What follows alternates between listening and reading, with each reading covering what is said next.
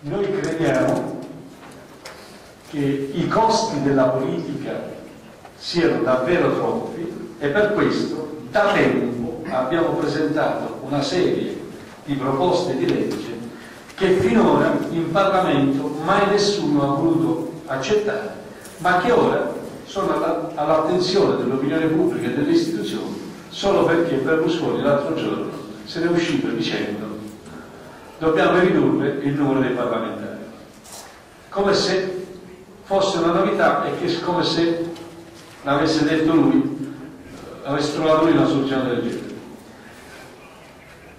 Noi abbiamo già presentato, noi dell'Italia dei Valori, una proposta, atto Camera 968, che prevede già da un anno la riduzione del numero dei parlamentari.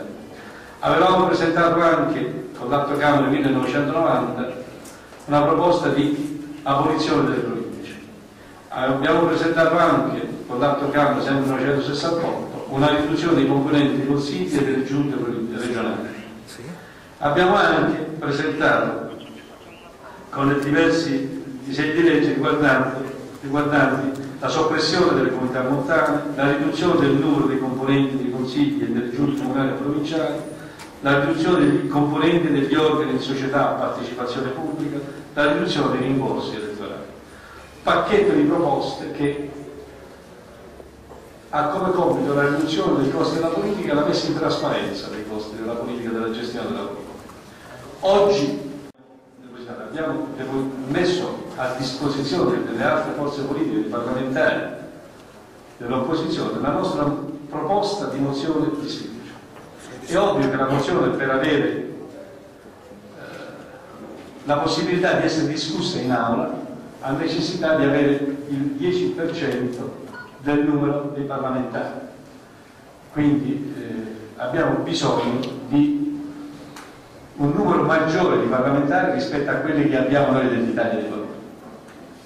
Ma noi l'abbiamo già firmata e l'abbiamo già messa a disposizione, depositando dei colleghi parlamentari che sono dell'opposizione o che si dicono dell'opposizione. Da questa mozione lo verificheremo.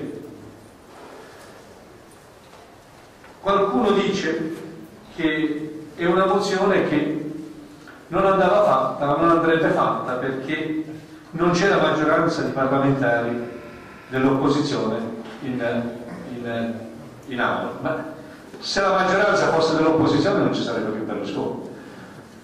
Se avessimo la maggioranza non saremmo qui a discutere. Ma che ragionamento è questo? C'è sempre un momento in cui, quando si fa resistenza, si inizia in pochi per finire in molti per arrivare a una maggioranza. E la maggioranza a cui tendiamo di arrivare noi è la maggioranza del Paese. Ma per avere la maggioranza nel Paese bisogna che il Paese sia informato, e per informare il Paese bisogna che ci sia un luogo istituzionale. Non è che possiamo prendere tutte le decisioni che si devono prendere nel Paese a porta. Lì è area privata del Presidente del Consiglio. Noi dobbiamo prendere le decisioni qui, e cioè nelle istituzioni, nel Parlamento. E nel Parlamento noi attraverso questa mozione di sfiducia vogliamo porre un quesito al Parlamento, a ciascun parlamentare, alla coscienza di ciascun parlamentare e al Paese. E il quesito è molto semplice: se sia opportuno o non opportuno politicamente e moralmente avere a capo del nostro governo una persona che, come Silvio Berlusconi, dopo che si è saputo perché la motivazione della sentenza Mills. E lo dico perché non per acrimonia nei suoi confronti, ma perché la credibilità dell'istituzione, per la credibilità del nostro Paese all'estero e all'interno del nostro Paese, per la fiducia che si deve avere verso la classe politica, per non ingenerare sempre più una spirale illegale nel nostro Paese, sicché tutti possono pensare che la possono fare franca, corrompendo testimoni, facendo silenzi per non farsi processare, conquistando il potere per fini personali.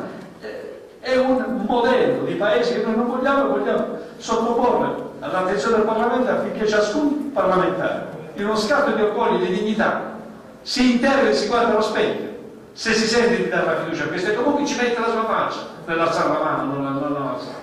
E lo mette la sua faccia soprattutto nei confronti del Paese, un Paese che però deve essere informato. E per questa ragione